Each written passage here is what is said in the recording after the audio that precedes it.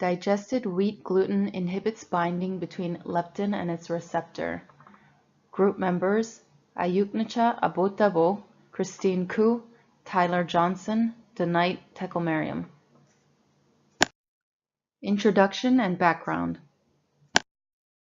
What is leptin? Leptin is a 16 kilodalton polypeptide secreted by white adipose tissue into circulation. Circulating leptin levels are proportional to body fat mass and fluctuate in accordance with changes in nutritional states. Leptin resistance is considered a primary risk factor for obesity, which is closely associated with other various metabolic disorders, including dyslipidemia, cardiovascular disease, stroke, insulin resistance, and type 2 diabetes. Leptin is known to regulate satiety, weight, and energy homeostasis. Most obese patients have high circulating levels of leptin, which indicate leptin resistance. Leptin resistance is the reduced ability of leptin to suppress appetite and weight gain. Here is a clip of Dr. Stephen Guinnett explaining how leptin signaling works in the neuron of the hypothalamus. Schematic of a cell. This would be a neuron in the hypothalamus. We have our leptin receptor here sitting on the membrane, and we have some little leptins floating around. So when leptin binds to that receptor, you get a cascade of events happening in the cell that activates a protein called STAT3. STAT3 goes into the nucleus, and it has effects on gene expression that mediate leptin's effects on just about everything related to the body's energy availability, including appetite, metabolic rate, physical activity, reproduction, and growth. In addition, the leptin receptor activates another pathway called the PI3 kinase pathway. This is the same pathway that's activated by insulin. And it has similar effects, in part through transcription of genes in the nucleus as well. So if we have this system that regulates body fat levels and tries to keep them at a stable level, how is it that obesity can occur? How can obesity develop if you have this system that's regulating body fatness? Well, that's thought. Here he explains how leptin resistance occurs. Let's come back to this schematic here, this simplified schematic of leptin signaling. So we have the leptin signal going through the STAT3 and PI3 kinase pathway. So what cellular signals can disrupt these signaling pathways? Well, one thing, ironically, is elevated leptin. So if your leptin goes very high, there's actually a feedback mechanism through this protein, SOX3, that dampens that leptin signal and dampens its effects in neurons. The hypothesis of the article is that the dietary cereal grain protein gluten can cause leptin resistance by preventing leptin from binding to its receptor. This hypothesis is based on the following premises: that there could be an environmental factor based on global pattern of prevalence of diseases of affluence. Also, cereal grain proteins have specific factors. They are present in human food, heat stable, resistant to gastrointestinal breakdown, enter the human circulation, and bind to cell surfaces and receptors. There are also studies on human genetic adaptation that link type 2 diabetes in relation to leptin receptors. The expectation of the study is that the digested wheat gluten would inhibit binding of leptin to its leptin receptors, leading to a correlation between digested wheat gluten and obesity and its associated disorders. Support also comes from animal studies, which show that dietary components can induce leptin resistance in rats in relatively short periods of time and at normal body weight and leptin levels. One specific study showed that the cereal grain protein in the form of digested wheat gluten caused a 20% increase in weight gain when injected into non-obese diabetic mice in a pre-diabetic state, possibly indicating the induction of leptin resistance. Two studies were performed on human clinical studies where, in one, the indication of leptin resistance were improved by replacing bread with vegetables in otherwise similar hypocaloric diets and with similar weight loss. In a second, where The effects of a diet with and without cereal grains showed significant effects on leptin. So why is this important from a practical perspective? Today's well-informed and health-conscious society make discerning choices on foods and ingredients, as well as using nutrition as part of self-care, as well as preventative measures in maintaining health, prevention of diabetes, high blood pressure, and other obesity-related disorders. Description of methods, materials, and techniques. To mimic the physiological condition in the human intestine, that's digestion of gluten. Gluten from wheat was digested according to the protocol of Deritis et al.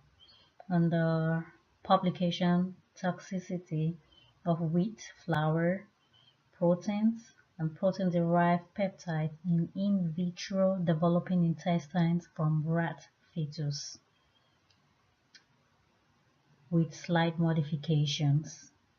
Materials used were 100 grams of gluten from wheat, which was digested in 1 liter of 0.2 N of HCl containing 2 grams of pepsin at 37 degrees Celsius for 2 hours.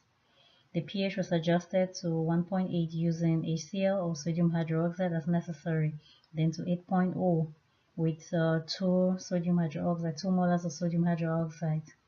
The pepsin digested gluten was further digested by addition with trypsin, and the resulting pepsin and trypsin digested gluten was vigorously stirred at 37 degrees Celsius for 4 hours. Removal of pepsin and trypsin. A method used was spin filtration, which removed 40 kDa and 25 kDa of pepsin and trypsin respectively using the 10 kDa filter. The gluten digests to a concentration after filtering. The absorbance was determined at 280 nanometers, assuming an absorbance of 1 at 1 mg per ml. To check whether any pepsin or trypsin activity remained, a cell line of 1.8 UGml recombinant human leptin was incubated in gluten digest. The samples were resolved by SDS page in vitro gene and were blotted using the eye blood gel. After washing, the blots were incubated with anti-leptin HRP conjugated antibody at 4 degrees Celsius overnight. The antibody was used at a 1:1000 dilution relative to the stock concentration in the product. Immunoreactivity bands were detected using ECL reagents. That's from GE Healthcare Life Sciences. SPR studies. SPR experiments were performed using a Biacore 3000 system and sensor chips coated with carboxylate dextran with flow rate of 10 UL per minute. Immobilization was performed using amine coupling with HBsEP running a buffer. The sensor chip surface was activated by recently mixing 0.05 m NHS and 0.2 m EDC of water for 7 minutes, then short buffer rings. For coupling, 100 UL of human leptin receptor/FC chimera of 10 nanometers sodium acetate buffer, a pH of 5.0, which is acidic, was injected into 3 flow cells at concentrations of 1, 3, and 10 UGL/ml, with one channel serving as the blank for control. All 4 cells were blocked by injections of 70 UL and 1 molar of ethanolamine at a pH of 8.5, followed by buffer flow for about 2 hours. The pH was roughly basic. Association of human leptin was monitored by injection of 30 nanometers leptin for 10 minutes, and its dissociation was monitored by buffer flow for up to 15 hours. The experiment was repeated 3 times for a series of 30 nanometers leptin samples with increasing concentrations of gluten digest ranging from 0.9 to 450 UGML.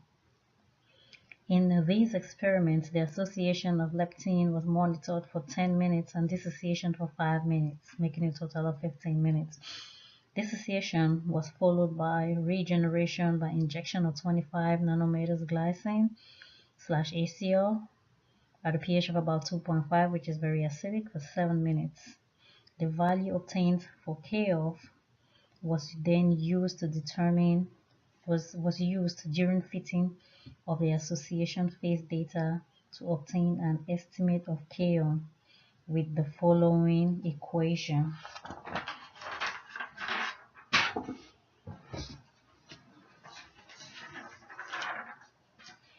The inhibition data were analyzed by finding the plateau value at the end of each injection of leptin alone or leptin plus gluten. Results and analysis. One of the key findings from this research is one found from the Western blotting technique. As mentioned earlier, Western blotting, it's a technique used to detect specific molecules, in our case the leptin bands, from a mixture of proteins. So the technique found that the remaining leptin bands, there were remaining leptin bands both after 1 hour and 24 hours after incubation in the gluten digest. So this indicated that both heat treatment and spin filtering removed the enzyme activity. Another finding is binding of the gluten digest to the leptin receptor was not detected. On the other, it was inconclusive. So binding of since this attempt to observe binding of gluten digest to leptin receptor was inconclusive, the researchers focused on studying instead the binding of leptin receptor to leptin alone and also leptin mixed with gluten digest. So this led to this result showed that there's a high interaction of leptin alone with leptin receptor. If we go back to this research method to remove the pepsin and trypsin from the gluten digest, this research used two methods. It's either spin filtering or heat treatment followed by centrifugation. So this research has found that heat-treated gluten did not prevent leptin binding to its leptin receptor. On the other hand, spin-filtered gluten inhibited leptin to leptin receptor binding. However, this was dose-dependent, which I'll explain in the next slide. They also found, as mentioned earlier, high interaction when it's only leptin alone with leptin receptor, which is obvious. One of the difference between these two methods, which is the heat treatment and centrifugation versus the molecular weight filters, while both methods removed all enzyme activity, the heat treatment and centrifugation removed the leptin inhibiting activity from the gluten digest, but the molecular weight filtering left this leptin inhibiting activity intact. So that's why there is a difference in the results.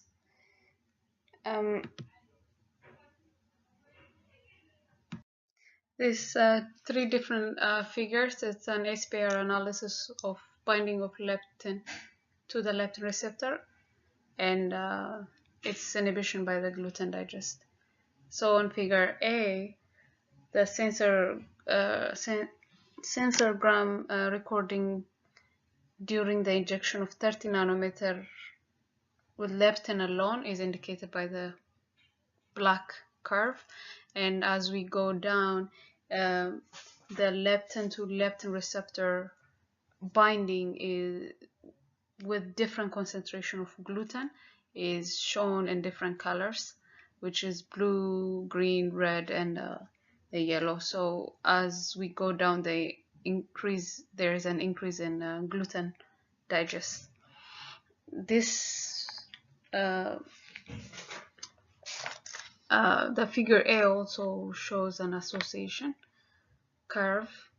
The pink dash line is a fit to the black line using equation 2. Figure B is another sensorgram record during the buffer flow after completing injection of 30 nanomolar leptin, which is the dissociation curve.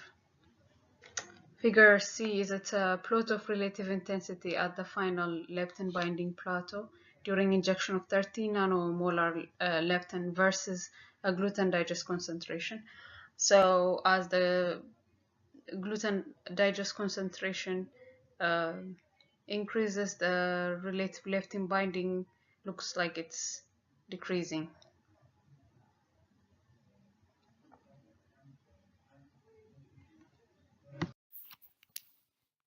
This is a discussion of the results from this experiment that we summarized. The hypothesis of this experiment was that digested gluten from the wheat prevents leptin from binding to the leptin receptors. The conclusion of the experiment was digested wheat gluten inhibits binding from the leptin with a half maximal inhibition at 10 nanograms per milliliter.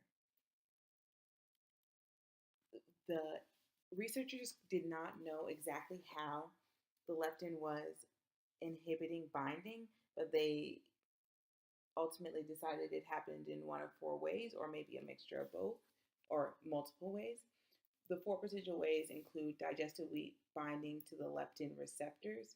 So the wheat would bind to the receptors, preventing the leptin itself to bind, or number 2 being the digested wheat gluten binds to the leptin itself, which prevents it from binding to the receptor.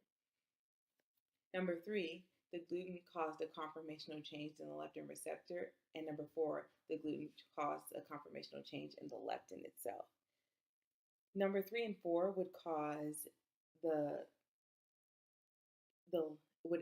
inhibition in the leptin receptor binding, because conformation is important to the functionality of the protein, and if that is changed, it could prevent it from binding because structure is function.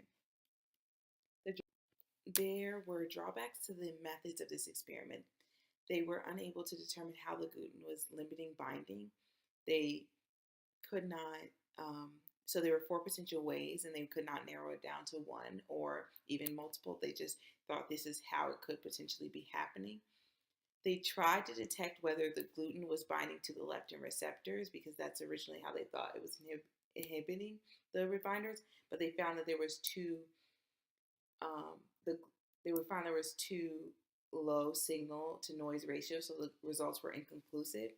Ultimately, they had to decide to stop trying to see if the gluten was binding and had to focus on the leptin binding to the receptor and the concentration of leptin and gluten mixture with inside the cells.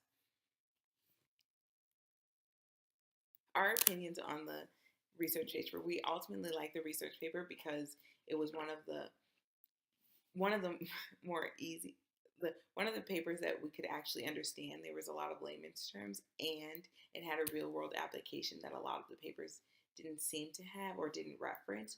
So we were able to see how this could affect medicine and health in a general population, while also comprehending the science behind the experiment. There were potential clinical implications, which included like diet for people who have certain diseases and or are suffering from obesity. There was one drawback, or one I would say, dislike to the paper, which was an oversimplification for obesity and leptin resistance. In the beginning, in the introduction of the paper, you kind of got this feeling that if you stop eating gluten, you would not be obese, which is too simplified for the actual way that obesity works and all diabetes and cardiovascular disease. So they did try to clear this up in the conclusion of the paper, where they referenced how further research would better the understanding of what is actually occurring and not oversimplify it. But in the beginning, if you didn't all make it all the way to the end of the paper, you could jump to the conclusion that gluten-free is the right way to be, or the way to be in order to prevent these diseases. The other research surrounding this, or other research that could potentially support or not support this experiment, did actually align with the research we read about in this particular experiment about leptin resistance. So this link shows what happens if you Google leptin resistance, which basically talks about how it increases obesity and how to reverse it, which includes things like limiting the amount of gluten and carbs a person intakes. The Lamers Research Project, with the research the authors of our paper reference, shows concentration displacement of the CXR receptor ligands. So they found that at a high concentration, they found that wheat gluten inhibits binding, but at a higher concentration. With the authors of our research project concluded that this was due to methods and just the methods of the experiment, and that's why they had a different concentration, but they ultimately had the same conclusion, which was it inhibited binding. Leptin has an important function throughout a lot of different systems within the body. So I wanted to point this out when talking about the relevance of this particular experiment.